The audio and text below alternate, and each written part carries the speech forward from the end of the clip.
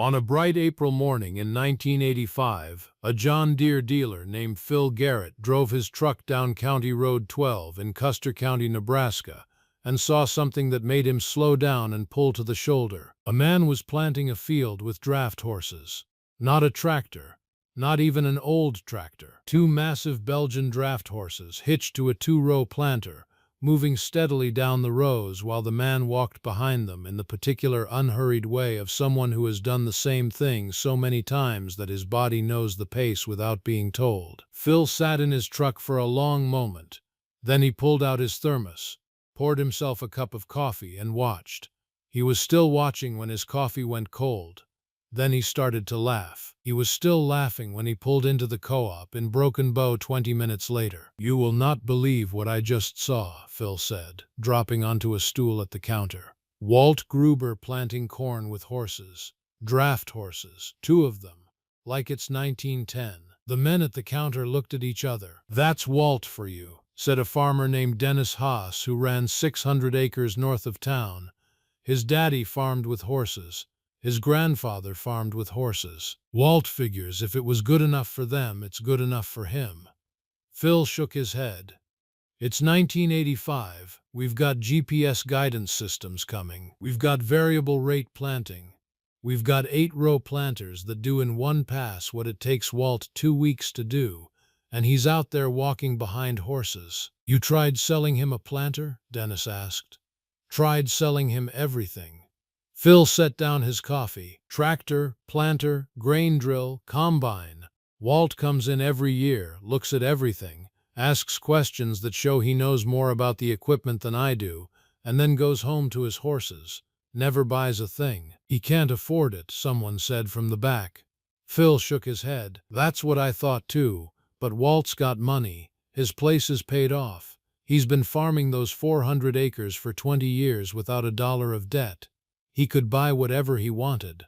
"Then why?" Phil looked out the window at the street. The gas station across from the co-op had its prices up on the sign. Diesel was $1.25. That was the new normal, had been since the second oil crisis. I asked him once. You know what he said? "What?" "He said horses eat grass." Phil paused. I thought he was joking. Nobody laughed. "Let me tell you about Walt Gruber, because you cannot understand what he was doing with those horses without understanding where he came from." Walt was born in 1938 in Custer County, Nebraska, the only child of Raymond and Helen Gruber. Raymond farmed 400 acres of dryland corn and wheat ground that his own father had homesteaded in 1901. The land was hard and dry and demanding in the particular way of Nebraska sandhills country, which is to say it produced for a man who paid attention and punished a man who didn't and had no interest in the difference between the two. Raymond Gruber had farmed with horses his entire life. Not because he couldn't afford a tractor. He had bought a Farmall H in 1948, driven it for one season, and parked it in the back of the machine shed.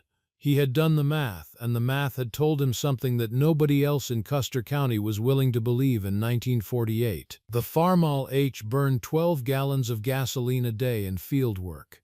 At 20 cents a gallon in 1948, that was $2.40 per day. His team of 4 Belgian drafts ate hay that grew in his own fields, oats he raised himself, and water from his own well. The daily cost of running the team was the time it took Walt to feed and harness them each morning, and the cost of the blacksmith twice a year to shoe them. Raymond had laid these numbers out on paper at the kitchen table one evening in the fall of 1948 and shown them to Walt, who was 10 years old. "See this," Raymond said. "This is what the tractor costs to run every day." He pointed to the number. "This is what the horses cost." He pointed to the other number. "The horses are cheaper." Walt studied the numbers. "But the tractor is faster." Raymond nodded. "Faster costs more. And speed that costs more than it earns is not speed. It is debt with good advertising." Walt had been 10 years old. He had not fully understood the lesson, but he had remembered the numbers. And 20 years later, when he was running the farm himself, he had done the same calculation with the new numbers of 1965 and reached the same conclusion. He bought a tractor anyway. In 1966, he bought a used International 560 from a neighbor who was upgrading. He paid cash, drove it home, parked it in the machine shed, and used it exactly as Raymond had used the Farmall H for the jobs the horses could not do: pulling stumps, moving grain bins, the heavy lifting that required horsepower beyond what even 4 Belgians could produce. For everything else, he used the horses. His neighbors thought he was making a virtue of poverty. They assumed he used the horses because he could not afford to run the tractor full-time. This was not correct. Walt used the horses because his father had shown him the numbers at a kitchen table when he was 10 years old, and the numbers still said what they had always said. Horses eat what you grow. Tractors drink what strangers sell you. Let me tell you about the notebook, because that is where Walt's thinking lived. Raymond Gruber had kept a farm notebook every year since 1922. Not a diary, not a journal, a ledger. Every expense written down, every income recorded, every cost per acre calculated at the end of each season: fuel costs, equipment costs, seed costs, fertilizer costs, labor costs, all of it in Raymond's careful handwriting, in the same kind of black composition book he bought at the general store in Broken Bow for 15 cents. When Raymond died in 1971 and Walt took full ownership of the farm, he found 29 notebooks in the top drawer of the desk in the farmhouse office. He read all 29 of them over the course of a winter. He made notes in the margins with a red pen, comparing numbers from different decades, tracking how costs had moved relative to income over 30 years of farming. What he found in those numbers confirmed something he had already suspected but had not been able to prove with data. In every year when fuel prices rose sharply, the farms in the township that were using horses or mules came through better than the farms using tractors. Not dramatically better, not obviously better in a single year, but over time, over a decade, the farms with animal power had survived price shocks that had damaged or destroyed operations built entirely around internal combustion. Raymond had understood this intuitively. The notebooks proved it mathematically. Walt started his own notebook in 1971. He recorded everything Raymond had recorded, and one thing more. Every year he wrote down what it would have cost him to run the farm with a full tractor operation instead of horses. The fuel, the equipment payments, the maintenance, the depreciation. He called this column the cost of speed. Every year the cost of speed was higher than what he actually spent. By 1985, he had 14 notebooks. The numbers in the cost of speed column had grown every year since 1973 when the first oil shock had hit. They had grown again in 1979 when the second oil shock hit. They had grown every year in between as diesel prices settled at a new higher normal after each crisis and never came back down to where they had been before. Walt's actual costs had grown too.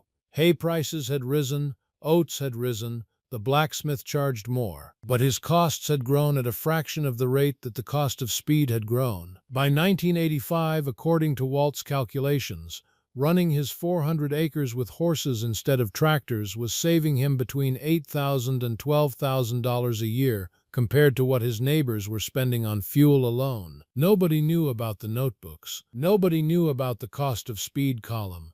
Nobody knew about the calculation Walt had been running in his own farm books since 1971, while his neighbors were laughing at his horses at the co-op counter in Broken Bow. They saw a man planting corn in 1985 with horses. They saw someone who had not kept up, who had not modernized, who was working harder and slower than everyone around him and producing less per hour of labor. They did not see the savings account. Let me tell you about the savings account, because this is where the story turns. Walt had 3 sources of income. The first was the 400 acres he farmed himself, corn and wheat in rotation, producing between $15,000 and $22,000 net per year depending on prices and weather. The second was custom work. Walt's Belgians were known in Custer County for their ability to work ground that tractors could not reach: steep waterway edges, tight corners near tree lines, wet ground in early spring before it could carry equipment. Farmers hired Walt and his horses for specific jobs when their tractors could not do them. This brought in another $3,000 to $5,000 a year. The third was something nobody in the county knew about. Walt had been buying land. Not his own land, not parcels adjoining his home place. He had been buying land in other townships, in other counties, quietly, through an attorney in North Platte who handled the transactions without advertising, whose name was on the deed. Small pieces, 20 acres here, 40 acres there, a quarter section that came up at an estate sale in Dawson County in 1978, a strip of creek bottom in Sherman County in 1982 that nobody wanted because it flooded most springs. He had been doing this since 1975, since the first oil shock had passed, and he had understood that it would not be the last, and that when the next one came, land would be cheap for those who had money and expensive for those who had debt. By 1985, Walt Gruber owned, in addition to his home, 400 acres, another 580 acres scattered across 3 counties. All of it was rented to tenant farmers at rates that averaged $45 an acre. All of it generated $26,000 a year in passive income that appeared in no public record connected to Walt Gruber's name. The man they laughed at for planting with horses was netting somewhere between $45,000 and $50,000 a year. He was spending about $9,000 of it. The rest went to certificates of deposit at banks in Broken Bow, North Platte, and Kearney, because Raymond had taught him never to put everything in one bank, and because Walt had read enough history to know that banks could fail and the money you kept in 3 places was safer than the money you kept in one. Now let me tell you about 1988, because that is when the first neighbor came to him. Dennis Haas had been farming north of town for 22 years. 600 acres, 2 John Deere tractors, a self-propelled combine, a grain dryer, the full modern operation. Dennis had expanded through the late 70s on the strength of rising land values and favorable operating loans from the Broken Bow branch of the Federal Land Bank. When the farm crisis hit in 1983, Dennis had survived. Barely. He had renegotiated loans, sold equipment, cut costs in every direction. But he had survived, and by 1986 he thought the worst was behind him. It was not. Diesel that had been $1.20 in 1986 was $1.60 in 1988. Dennis's fuel bill had grown by 30% in 2 years. His corn prices had not grown at all. His loan payments had not shrunk. He was making them, but only just. On a Thursday evening in October of 1988, Dennis Haas drove to Walt Gruber's farm for the first time in 20 years of being neighbors. Walt was in the barn finishing the evening feeding.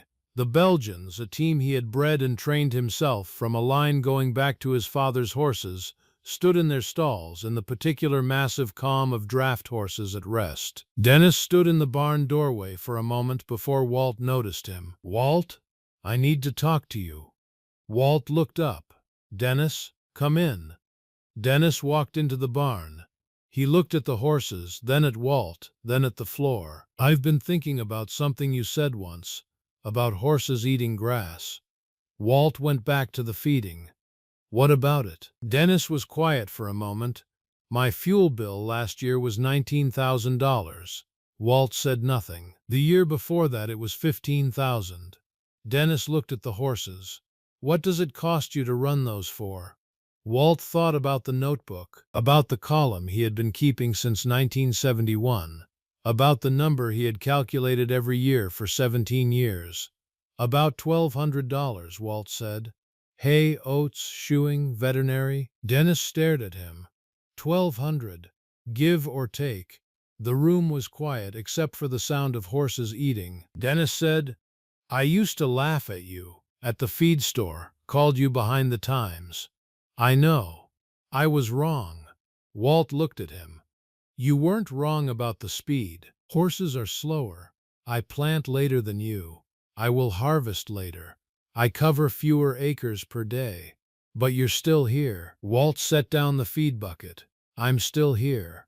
Dennis looked at the horses for a long time. Then he said, "I can't switch to horses. It's too late for that.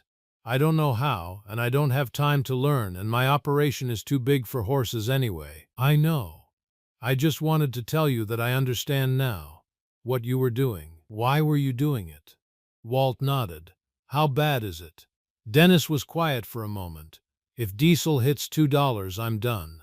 I can't make the numbers work at $2 diesel with the loan payments I'm carrying." Walt looked at him.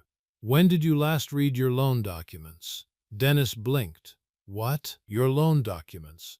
The ones from the Federal Land Bank. When did you last read them?" Dennis said, "When I signed them." Walt went to the farmhouse and came back with a yellow legal pad and a pen. "Sit down," he said. They sat on hay bales in the barn while the Belgians ate, and Walt asked Dennis questions about his loans. The terms, the rates, the clauses, the options. Dennis did not know the answers to most of the questions. He knew his payment amount and his interest rate, and nothing else. Walt said, "Bring the documents tomorrow. We'll read them together." Dennis brought the documents the next morning. They sat at Walt's kitchen table with the notebooks stacked to one side and the loan papers spread out in front of them. Walt read everything. Dennis answered questions when he could and admitted he didn't know when he couldn't. On page 7 of Dennis's primary operating loan, Walt found a provision that Dennis had not known existed, a provision that allowed for restructuring based on documented hardship without triggering acceleration if the borrower initiated the process before default. "Dennis," Walt said, "you need to call the bank this week, before you miss a payment, while you're still current. There's a restructuring option in your contract that you didn't know you had." Dennis read the clause. Then he read it again. "Why didn't anyone tell me about this?" Walt looked at the document. "Because nobody told you to read page 7. Dennis got the restructuring. It bought him 2 more years to work through the math of a high-fuel operation. It was not enough in the end. Dennis sold half his operation in 1991, 300 acres to cover the remaining debt. But he kept 300 acres. He kept farming.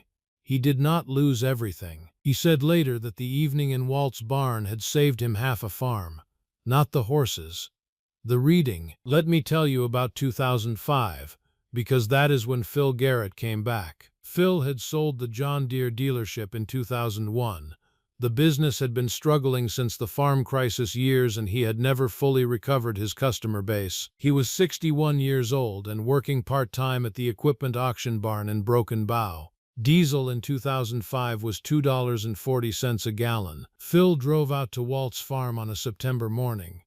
Walt was 67 years old and moving slower than he had in 1985, but still working. His son-in-law Carl helped with the heavy lifting now. The Belgians were a new team. The third generation descended from the horses Phil had seen on County Road 12 20 years earlier. "Walt." Phil stood in the yard. "Phil." Walt looked at him. "Been a while. 20 years, give or take." Phil looked at the horses in the pasture. "You're still running them." "Still running them." Phil was quiet for a moment. "Diesel's 240. I know." Phil looked at Walt. "You knew it would get here, didn't you?"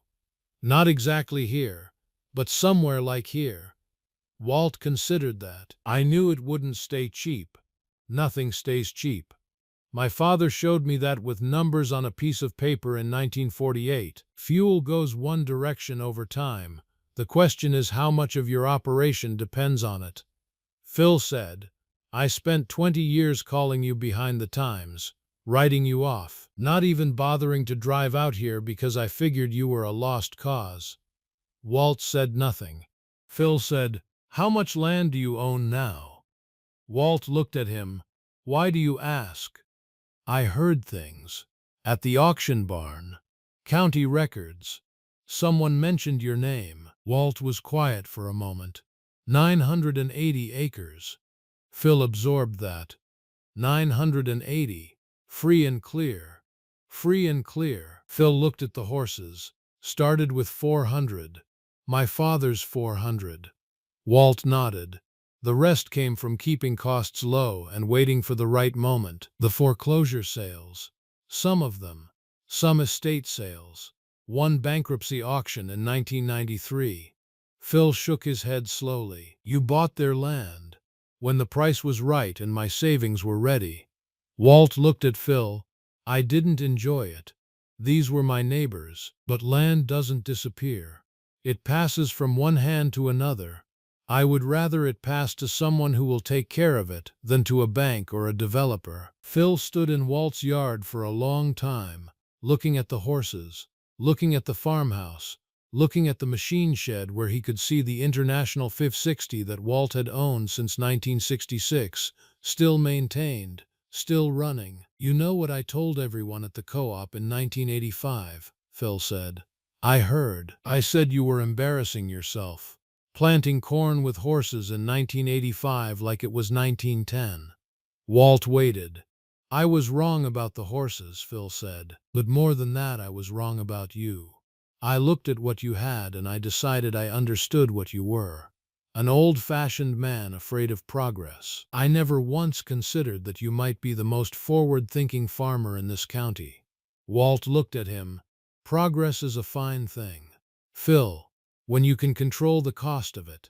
When you can't, it becomes someone else's progress paid for with your money." Phil extended his hand. Walt shook it.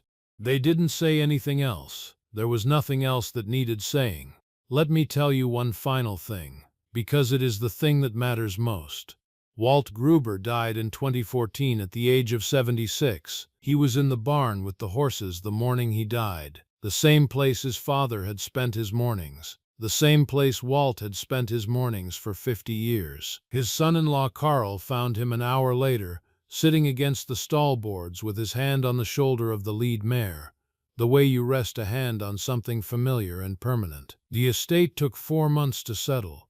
The attorney in North Platte untangled the titles across 4 counties. When it was finished, the total was 980 acres of Nebraska farmland, free and clear, plus savings accounts and certificates of deposit totaling $412,000, plus the equipment including the 1966 International 560 that still started on the first try. Carl farms the home, 400 acres now.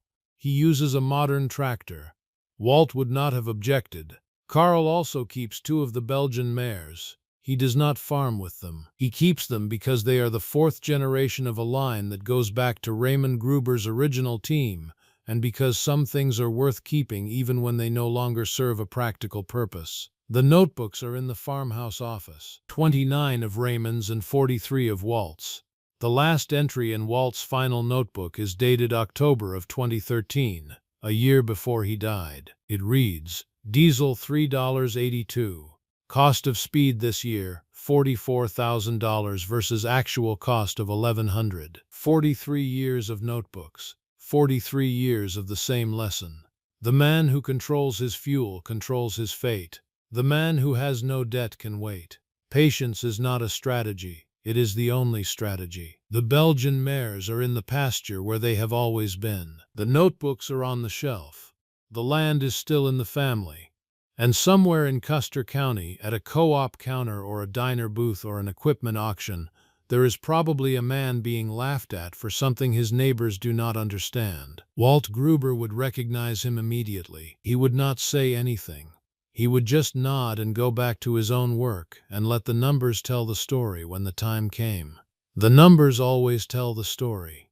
You just have to be patient enough to let them finish. Let me tell you about the winter of 2005, because that is when the phone started ringing. Walt had never been a man people called. He had been a man people talked about at counters and in diners and at auction barns, but not a man they called directly. That winter the calls started coming, and they did not stop for 3 years. The first call was from a farmer named Eugene Pratt, who ran 320 acres in the southern part of the county. Eugene was 53 years old and had been farming the same ground since he was 25. He had 2 John Deere tractors and a combine and an operating loan that had been manageable at $1.40 diesel and was becoming something else at $2.40. "Walt," Eugene said when Walt answered, "I need some advice." Walt said, "What kind?" Eugene said, "The kind that keeps me from losing this place." They talked for an hour. Walt asked questions the same way he had asked Dennis Haas questions in the barn 17 years earlier. The loan terms, the payment structure, the clauses, the options. Eugene knew some of the answers and not others. Walt told him to bring the documents. Eugene came on a Saturday morning, They sat at the kitchen table with the loan papers spread out between them and Walt's red pen moving slowly through the pages. Walt found three things Eugene had not known about: a hardship restructuring provision, a payment deferral clause triggered by commodity price decline, and a crop insurance requirement that Eugene had not been meeting properly, which had voided a portion of his coverage without his knowledge. The insurance issue was the critical one. Eugene had been paying premiums on a policy that was not fully in effect because he had not submitted a required annual field verification form. The form was referenced in the policy on page 11. Eugene had never read page 11. If Eugene had a significant crop loss in the current year, he would discover the gap in his coverage at the worst possible moment. Walt said, "Call your insurance agent this week. Before anything happens, get the verification form submitted and get confirmation in writing that your coverage is current." Eugene called. The agent found the gap. The form was submitted. The coverage was restored. 3 months later, a late spring hailstorm took 40% of Eugene's wheat. The insurance paid. Because Eugene had called. Because Walt had read page 11. Eugene told the story at the feed store. The feed store told the co-op. The co-op told the elevator. By the following spring, Walt's phone was ringing with a frequency that a man who had spent 40 years in deliberate silence found genuinely uncomfortable. He answered every call. He sat at the kitchen table with the notebook stacked to one side, and he asked the same questions every time. What are the loan terms? What does the insurance policy say? Have you read all of it? Bring the documents. He was not a lawyer. He told everyone who called that he was not a lawyer and that if the situation was serious, they needed a lawyer in North Platte or Kearney who understood agricultural contracts. But he could read. He could find things on page 7 and page 11 and page 14 that people had signed without reading and did not know were there. And sometimes finding those things made the difference. Carl asked him about it one evening. Carl had been watching this for months. The phone calls, the kitchen table sessions, the farmers driving out from 2 counties away with manila folders full of documents. "Why do you do it?" Carl said. "You don't owe these people anything. Most of them laughed at you for 20 years. Walt looked at the notebooks on the desk. "My father showed me numbers on a piece of paper when I was 10 years old. He didn't have to do that. I was 10. He could have said, 'This is farming, trust me,' and sign the papers and be done with it. But he showed me the numbers and explained what they meant and let me understand for myself." Carl waited. Walt said, "If one person had shown those numbers to Dennis Haas in 1978, Dennis would still have 600 acres today. If one person had read Eugene Pratt's insurance policy in 1995 when he first signed it, Eugene would have known about the verification form 10 years before the hailstorm." He paused. The information was always there. It was in the documents. Nobody read the documents. I read the documents. So I tell people what I found. Carl said, "You're saving farms that spent 20 years mocking yours." Walt said, "The farms didn't mock me. The men who own the farms mocked me. And most of them have figured out by now that they were wrong. The farms didn't do anything except sit there waiting for whoever was going to take care of them next." He went back to the notebook he had been writing in when Carl came in. Carl stood there for a moment. Then he said, "What are you writing?" Walt said, "This year's numbers. Diesel is $2.80 now. The cost of speed column is the biggest number I've ever written in it." He wrote the number. Then he wrote the date. Then he closed the notebook and put it on the shelf with the others. 43 years of notebooks. 43 entries in the cost of speed column. 43 years of the same lesson written in different numbers but always the same result. The man who controls his inputs controls his fate. The man who reads the documents knows what he agreed to. The man who has no debt can wait for the right moment. These were not complicated ideas. Raymond Gruber had explained them to a 10-year-old boy in 1948 using a piece of paper and 2 numbers. The boy had remembered. The man had built his life around them. Now let me tell you about the last auction Walt attended, because it happened in 2010, and it was the last time he bid on land and the only time he ever explained publicly why he farmed the way he had farmed. The Conley place came up for sale in the spring of 2010. 400 acres in the eastern part of Custer County. good ground, well maintained, came to auction because the third generation of Conleys had decided that none of them wanted to farm it, and a developer from Omaha had expressed interest in dividing it into acreage lots. Walt drove to the auction on a Tuesday morning in May. He was 72 years old and moving with the deliberate care of a man who has learned to conserve effort the same way he learned to conserve fuel. He wore the same kind of clothes he had always worn. Clean work clothes, boots that had been resoled twice, a jacket that was older than some of the farmers in the crowd. Phil Garrett was there. Eugene Pratt was there. Dennis Haas was there, working the half operation he had kept after selling 300 acres in 1991. 20 or 30 other farmers from around the county were there, and the developer from Omaha, a man in a suit who had driven up that morning and stood slightly apart from the crowd with the particular ease of a man who believes he is going to get what he came for. The bidding on the 400 acres opened at $800 an acre. The developer went to $850 immediately. Walt raised his hand. $900. The developer went to $950. Walt went to $1,000. The developer, who had clearly done his homework on what the land was worth in acreage lot development, went to $1050.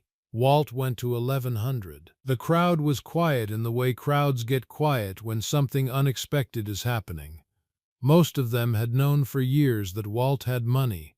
The Halverson auction moment had taught the county that lesson 2 decades earlier. But seeing it again, watching the quiet man in the resold boots bid against a developer from Omaha with a quiet certainty that suggested he was prepared to go considerably higher, produced a particular silence. The developer went to $1,150. Walt went to $1,200. The developer looked at his phone. He made a quick calculation. He shook his head and stepped back. $1,200 an acre. 400 acres. $480,000. Walt went to the clerk's table. He arranged for the cashier's check from his bank in Broken Bow. He signed the purchase agreement. He put his copy in the inside pocket of his jacket. On his way to his truck, he passed the developer from Omaha, who was talking on his phone with the particular clipped efficiency of a man revising his plans. Walt stopped. The developer looked up. Walt said, "I'm sorry you drove all the way from Omaha." The developer looked at him. He was perhaps 40 years old, well-dressed, clearly successful at what he did. He looked at Walt the way people from cities look at farmers of a certain age, with a politeness that does not quite conceal the assumption that the farmer is a simpler creature operating in a simpler world. "Do you farm this land yourself?" the developer asked. "Some of it," Walt said. "I rent most of it." "Why buy it then, if you're just going to rent it?"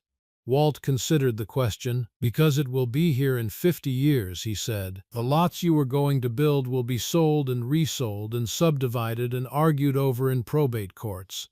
This ground will still be producing corn." He looked at the 400 acres, flat and dark with spring moisture, ready for planting. "My grandfather's people came from Germany. They lost their land once to a bank. My father came to Nebraska with nothing and built something. I've spent my life making sure what he built stays in one piece and grows." The developer nodded slowly, not fully understanding but recognizing something genuine in the answer. Walt said, "The ground doesn't care who owns it, it just keeps producing for whoever takes care of it. My job is to make sure the people who take care of it own it, not the bank and not the developer." He shook the developer's hand and walked to his truck. Eugene Pratt caught up with him in the parking lot. "Walt, that was something." Walt looked at him. 400 good acres. It would have been a shame to see it cut into lots. Eugene said, $1,200 an acre. You didn't even hesitate. Walt said, "I knew what I could spend." When you know what you can spend, you don't need to hesitate. You just need to know the number. Eugene said, "How long have you known that number?" Walt thought about the notebooks. About 43 years of writing the cost of speed column and watching the savings grow because the cost of speed was going into the bank instead of the fuel tank. "Since 1971, Walt said, "give or take." Eugene shook his hand, drove home. Walt drove home too. He parked his truck in the yard, walked to the barn, checked on the horses, came back to the farmhouse, and sat at his desk. He opened the current notebook to a fresh page. He wrote the date. He wrote the purchase price and the acreage. He wrote the total and the source of the funds, which CD accounts he would liquidate to cover the cashier's check, which would be replenished from rental income over the next 4 years. He wrote one more line at the bottom of the page. Land does not depreciate. Patience does not expire. The man who knows his number and waits for the right moment does not lose. He closed the notebook and went to make supper.